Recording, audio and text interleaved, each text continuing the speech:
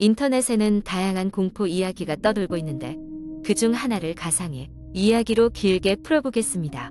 어느 작은 시골 마을에 무연고택이라 불리는 오래된 저택이 있었다. 이 저택은 수십 년간 비어 있었고 사람들이 가까이 가기를 꺼리는 장소였다. 사람들은 이곳에 들어간 사람들은 이상한 경험을 하고 그 후로 행방불명이 되거나 이상한 사고를 당한다는 소문을 퍼뜨렸다. 나는 그날 친구들과 함께 호기심에 그 저택을 탐험하기로 했다. 몇몇 친구들은 겁을 내기도 했지만 우리의 호기심은 그 겁을 눌러버렸다. 날은 이미 저물어가고 있었고 우리는 가방에 랜턴과 간식을 챙겨 저택으로 향했다. 저택에 다다르자 오래된 나무 계단은 삐걱거렸고 대문은 녹슬어 있었다. 모처럼 열린 대문 틈으로 안쪽은 어두컴컴했고 습한 공기가 우리를 맞이하였다. 나는 가슴이 뛰기 시작했다. 그러나 뒤돌아가기에는 이미 늦었다. 발을 내딛는 순간 우리는 발소리를 죽이며 저택 안으로 들어갔다. 넓은 거실은 오래된 가구들로 채워져 있었고 벽에는 예전 주인으로 보이는 사람들의 초상화가 걸려 있었다. 그들의 결정적이지 않은 눈빛이 마치 우리를 지켜보고 있는 듯했다. 여기서 무슨 일이 있었던 걸까? 나는 속으로 생각하며 주위를 둘러보았다. 그러던 중 갑자기 벽에 걸린 시계가 이유 없이 째깍거리기 시작했다. 시간은 멈춘 듯 오랫동안 멈춰 있었던 시계였는데 그것이 다시 움직이는 것을 눈앞에서 목격하게 된 것이다. 우리는 서로 눈치를 주며 고개를 끄덕였다. 그냥 오래돼서 그런 거겠지. 내가 중얼거렸다. 안쪽으로 더 들어가니 오래된 주방이 나타났고 그곳에는 아직도 설거지되지 않은 접시들이 쌓여 있었다. 이게 대체 몇 년이나 된 거지? 친구 중 한 명이 접시를 들어올리며 말했다. 그때 갑작스럽게 한기가 몰려왔다. 나도 모르게 등골이 오싹해지는 기분에 주위를 둘러보았다. 그런데 그 순간 먼지 가득한 창문에 나가라고 쓰여 있는 것을 발견했다. 손가락으로 쓴 것처럼 보였고 글자는 이미 묻어있던 먼지를 비집고 드러나 있었다. 얘들아, 이거 좀 봐. 나는 떨리는 손으로 창문을 가리켰다. 친구들은 나의 시선을 따라 창문을 보고는 흠칫 놀랐다.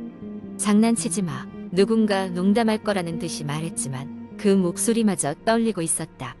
우리는 조용히 서로를 바라보다가 이내 누군가가 방향을 바꾸자고 제안했다. 위층에 가보자. 나는 그렇게 말하며 앞장섰다. 사실 그곳을 좀 더 조사해보고 싶었다. 계단을 올라서자 복도가 나타났고 양옆으로 방들이 늘어서 있었다. 방문 대부분은 잠겨 있었지만 그중 하나는 열려 있었다. 조심스럽게 그 방에 들어가니 오랜 세월 동안 한 번도 손대지 않은 듯한 어린아이의 방이 나타났다. 벽에는 다양한 아이의 그림이 붙어 있었고 작은 침대에는 먼지가 쌓여 있었다. 주위를 둘러보던 중 어린아이의 웃음소리가 아련하게 울려 퍼졌다. 그 순간 우리는 그 방의 문이 천천히 닫히는 것을 목격했다. 누군가의 장난일까 싶어 다시 문을 열어보려 했지만 문은 꿈쩍도 하지 않았다. 여기 있으면 안 돼. 나는 친구들에게 강하게 말했고 우리는 급히 방을 나서려 했다. 그러나 그 순간 거실 아래층에서 빛이 새어나왔다. 누군가가 이곳에 있는 게 틀림없었다. 우리는 호기심과 불안함에 이끌려 조용히 계단을 내려갔다. 빛이 새어나온 곳은 거실과 연결된 작은 방이었다. 문을 살며시 열어보니 그곳에는 낡은 TV가 혼자 켜져 있었다. 그 화면에는 우리가 전혀 알 수 없는 무언가가 반복적으로 재생되고 있었다. 어디선가 봤던 얼굴 같은데? 내가 중얼거리자 친구 중 한 명이 맞아, 저건 아까 그 초상화의 얼굴이야 라고 외쳤다. 놀라 우리 모두 다시 큰 초상화를 보려고 거실로 돌아왔으나 그림은 온데간데 없이 사라져 있었다. 이제 공포는 호기심을 가볍게 덮어버렸다. 우리는 서로 말없이 맞닥뜨린 상황을 이해하려 노력했지만 속수무책이었다. 여길 나가자. 한 친구가 단호하게 말했고 우리는 망설임 없이 저택을 빠져나갔다. 밖으로 나오자 숨을 쉴 수 있었다. 하지만 저 멀리 저택의 창문을 바라보니 분명 아무도 없을 텐데도 불빛이 어렴풋이 비추고 있었다. 마치 우리가 떠나길 경고하던 것처럼 말이다. 그날 이후 우리는 다시는 그 마을에 가지 않았다. 몇 주 후 인터넷에서 그 저택에 대한 기이한 사고가 계속해서 일어났다는 이야기를 접했다. 몇몇 미스터리 열기가들은 그 장소를 조사하겠다며 떠났지만 돌아온 이는 아무도 없었다고 했다.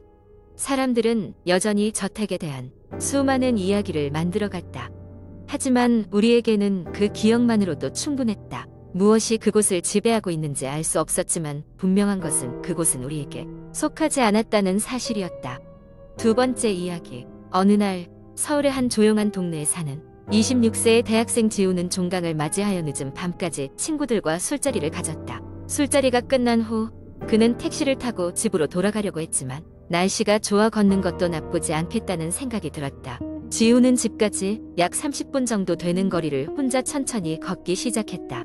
밤 공기는 쌀쌀했지만 달빛이 길을 비춰주어 오히려 걸을 맛이 났다. 지우는 이어폰을 끼고 음악을 들으며 걸었다.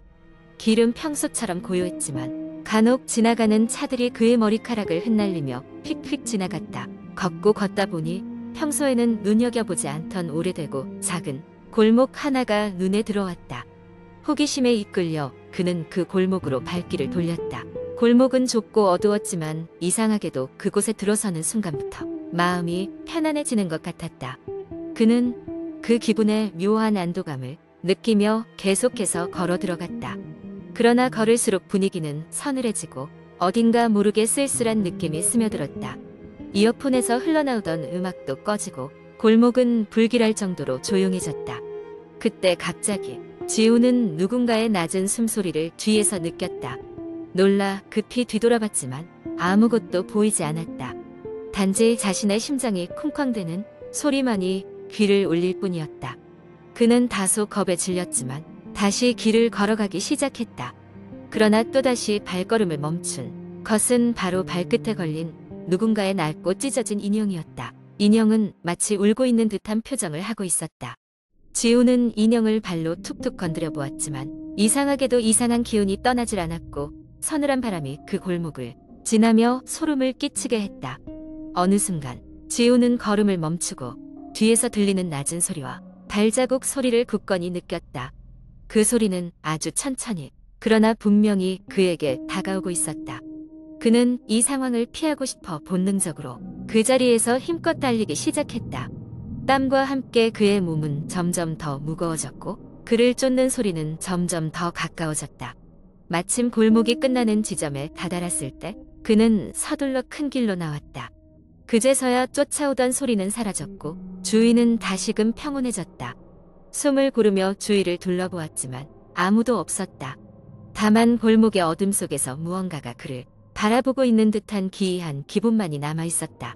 지우는 그날 이후로 그 골목을 절대 지나가지 않았다. 그곳에서의 따뜻하면서도 을씨년스러운 기운은 그를 영영 잊을 수 없는 공포로 남기게 되었다. 가끔씩 자신의 방에 홀로 있을 때 그는 그 골목의 인형과 자신을 쫓아온 그 발자국 소리를 떠오르곤 한다. 그리고 그는 늘 생각한다. 그 골목의 끝에는 정말로 무엇이 있었을까 하고 말이다. 세 번째 이야기. 한국 인터넷에서는 다양한 공포썰이 많은 이들에게 회자되고 있습니다. 그 중에서도 가장 유명하고 길게 전해지는 이야기 중 하나는 옥수역 귀신 1화입니다. 비록 허구일 가능성이 크지만 이 이야기는 많은 이들의 개공포와 긴 여운을 남겼습니다. 이야기를 길게 풀어 설명하겠습니다. 지하철 2호선 옥수역은 평소와 다름없이 어두운 밤을 맞이하고 있었습니다. 한적한 시간을 보내고 있는 승강장엔 간간히 지나가는 기차 소리와 전철을 기다리는 이들의 조용한 발소리만이 흐르고 있었습니다. 기차가 도착할 시간이 얼마 남지 않은 시각, 20대 후반으로 보이는 한 남성이 지친 몸을 끌고 플랫폼 벤치에 앉았습니다. 그는 늦게까지 이어진 회사 회식에서 벗어나 이제야 귀가길에 오른 참이었습니다. 손목시계를 흘끗 보며 남성은 기차가 들어올 시간을 계산했습니다. 하지만 이상하게도 플랫폼에 배어있는 싸늘한 기운과 어색한 정막이 그의 주위를 감돌고 있음을 느꼈습니다. 그렇게 주위를 둘러보던 그의 시선은 승강장 반대편에서 걸어오고 있는 한 여인에게 멈추었습니다. 그녀는 긴 머리를 늘어뜨린 채고기를 푹 숙이고 있었으며 마치 이 세상과는 조금 동떨어진 듯한 느낌을 주었습니다. 무언가에 홀린 듯한 걸음걸이로 다가오는 그녀를 보며 남성은 내심 불안한 기분을 떨칠 수가 없었습니다. 그녀는 조용히 벤치 끝자리에 앉았고 여전히 고개를 들어 그의 얼굴을 보려 하지 않았습니다. 불현듯 옆눈으로 그녀를 흘끗 쳐다보았을 때 그는 그녀에게서 이상한 점을 알아차렸습니다. 그녀의 발은 투명한 듯 보이지 않았고 플랫폼 바닥에 그림자가 전혀져 있지 않다는 것을 깨달았습니다. 이상한 공포가 가슴속 깊이 서서히 번지기 시작하자 남성은 심장의 박동이 빨라지는 것을 느꼈습니다. 그것이 현실인가 단지 피로에서 비롯된 안녕인가 싶어 눈을 비볐지만 여전히 그림자가 없는 그녀는 그 자리에 앉아 있었습니다. 곧이어 전철이 역으로 들어오고 그 소리와 함께 멀어지던 다른 사람들의 발자국이 들리기 시작했습니다. 그러자 그녀는 갑자기 고개를 들어 그를 바라보았습니다. 그녀는 새하얀 피부에 피곤한 듯 무표정한 얼굴을 하고 있었고 그녀의 두 눈은 무언가를 말하려는 듯 그를 마주한 채 멈춰 있었습니다. 전철의 문이 열리자 그는 망설임 끝에 서둘러 탑승했습니다. 기차 안으로 들어가 뒤를 돌아보니 그녀는 여전히 플랫폼에 앉아 있었습니다. 안도의 한숨을 내쉬며 그는 자리에 앉았고 기차가 출발하려는 순간 그녀가 입을 열었습니다. 무언가 속삭이는 듯한 그녀의 입모양이 그에게는 명료하게 보였습니다. 다음엔 너야 라는 발음이 그의 귀에 들려오는 듯 했습니다. 그 이후 그날의 일을 누군가에게 이야기했다는 남성은 더 이상 인터넷 커뮤니티에 등장하지 않았습니다. 이 이야기를 듣는 이들은 여러 가지 가설을 제기했지만 그녀의 존재와 남성의 행방은 누구에게도 확실하게 알려지지 않았습니다. 옥수역이 이 이야기를 통해 많은 사람들에게 알려지게 되었고 공포썰을 좋아하는 이들 사이에서는 영원히 기억될 미스터리로 남게 되었습니다.